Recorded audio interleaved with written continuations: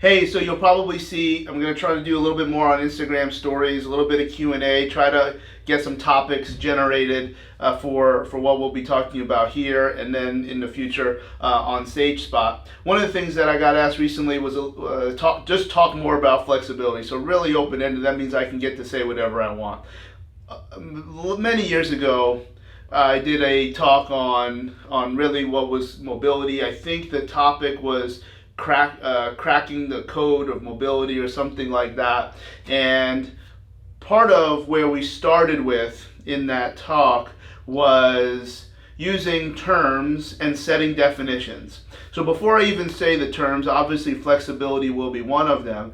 The definitions that I'm going to use are the ones that are applicable based on the laws of physics. When you talk about words like flexibility or mobility or stability, these are all words that really do live outside of human performance and can be applicable to anything that resides in the space of physical performance, physical properties. Flexibility, mobility, and stability are all words that live in any kind of organic system, or even inorganic, which we'll actually talk about in terms of flexibility. All right, so let's start with that term flexibility, and I will suggest that every substance on Earth has both all of these words, and anything has flexibility. Anything. So it can be a human being that as a whole,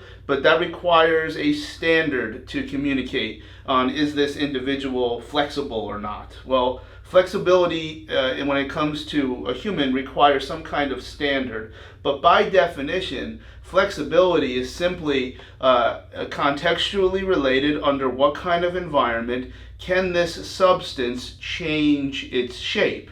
A piece of wood can change its shape, a human muscle, human fascia, a piece of metal. All of these things have an inherent value of flexibility. If you heat up a piece of metal, it appears to be more flexible because flexibility is always contextual. So to communicate about flexibility and not even have a standard in the human system isn't going to get us very, very far.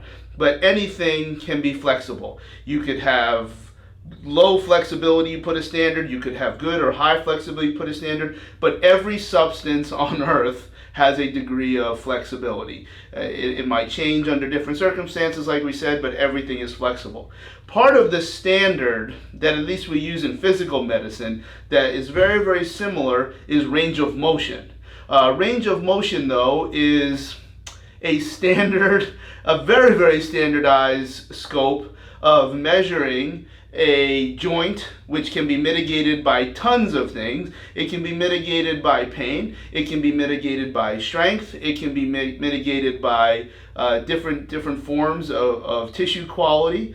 Everything comes into play to say that is this motion, range of motion, where does it fall within measurements made by a goniometer, meaning goniometer, kind of probably people look at it as a funky looking protractor where there's a stable arm and a mobile arm, and then the angle that's created by the joint governing that motion, that's range of motion. If you're not measuring it the way that the standardized organization for most people, that's going to be the American Academy of Orthopedic Surgeons.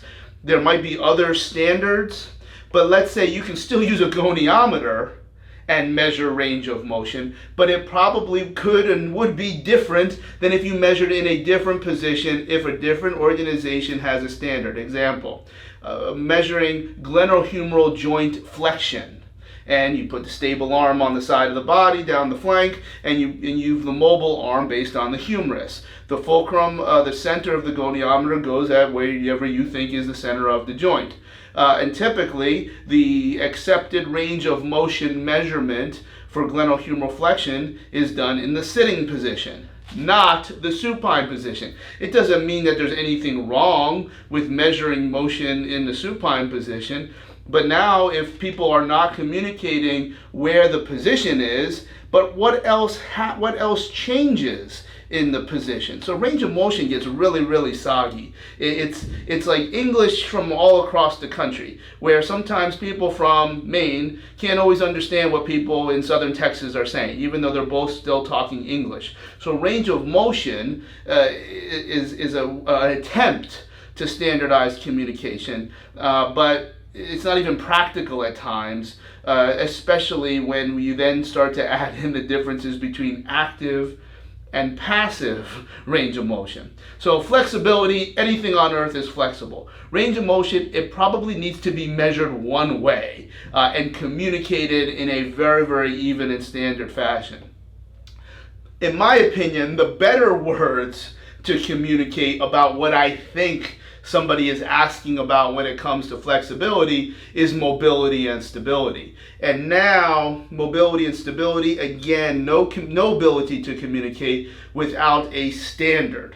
What is good, what is not good, is only what someone else can decide. But this is where people will use words that can generate some magnetism, can generate some attention, and they just change the definitions. And most of the time, the definitions that they're using have utility to the training and rehab process, except they're not the word. It's not the definition that has been determined by the laws of physics.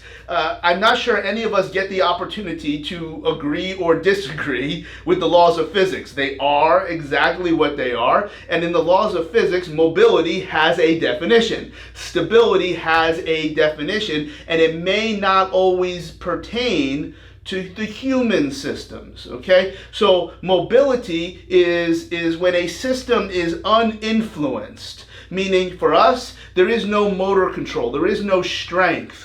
It is simply what can the joints do if they were unaffected by any of these human factors. So if we're going to use a machine, the bolts, the natural ability of the bolt to turn loose or tightly is the mobility of the bolt.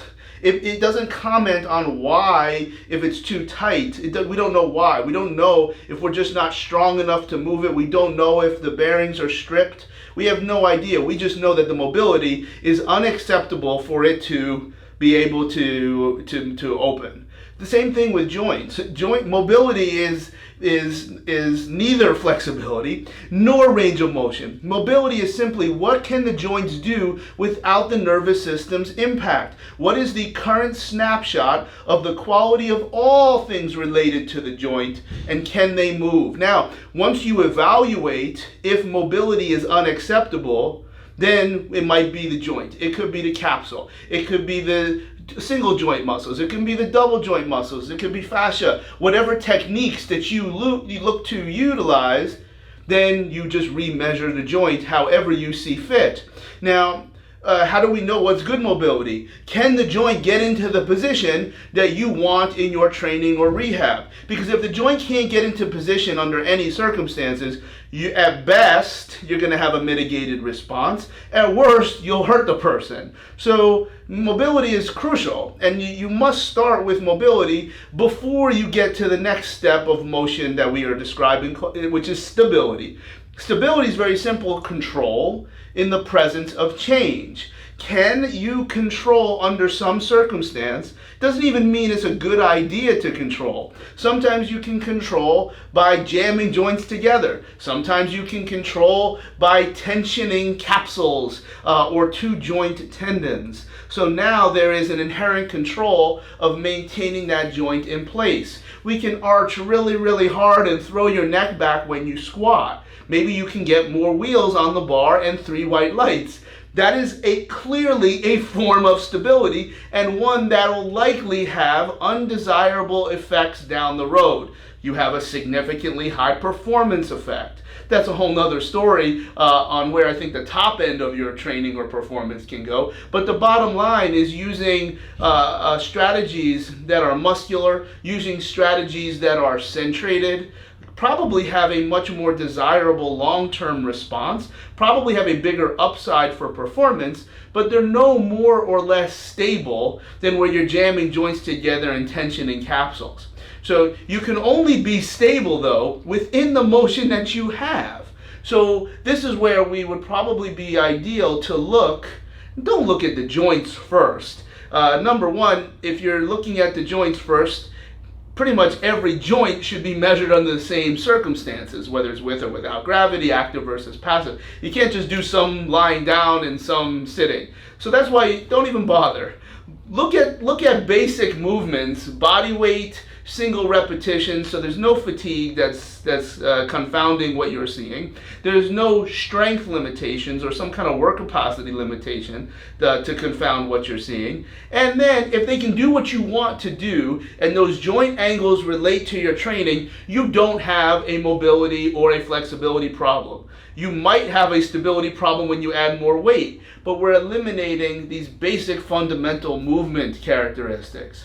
This is really where you can start to compartmentalize these definitions. And if these definitions existed for a long time and they weren't the problem, what I think happened was people kept hearing the word stability and thought it was a hard plank, or a stable is one thing. Stable can be anything. There might be a desirable training impact, there might be an undesirable training impact. But stability is just control in the presence of change. That you could have, again, good or not good stability. The standards that people want to use, that's where you get to choose. But to turn around the definitions and literally make a concerted attempt to confuse people and violate the standards of physics, man. And the hard part is a lot of times people mangle the definitions, but the training model behind it is still very, very solid and very, very scientific. But I think there's a significant confusion when someone asks about flexibility. It might be because some people just decided to change the definitions of mobility and stability just because they felt like it and they wanted to be different. I don't think it's necessary to change the fundamental definitions. We can be different by having more effective or more expedient training models that actually create desirable impacts and desirable adaptations. So, number one, everything on Earth has flexibility. It's going to change under different circumstances depending on the substances. Can you actually change the shape of said product, said organic or inorganic substance? You might need a whole lot of force. The stress-strain curve every substance on Earth has its own stress-strain curve. That's flexibility. Range of motion is one goniometric measure that is measuring one thing in one way and communicated across the board with the exact same language. Mobility and stability are far more functional, maybe meaning purposeful. They're always going to be communicated against the quality of a standard mobility. What can the joint system do with zero central nervous system impact? And that is consistent with how physics would communicate or define mobility. Stability, control of the amount of mobility that you possess, control in the presence of change. So when somebody asks me to talk about flexibility, that's my first answer. That's where that webinar, Cracking the Code, started. And maybe we'll get into some more things if there's more questions that come about. So last thing, as always, if anybody's seen a leprechaun, say yeah.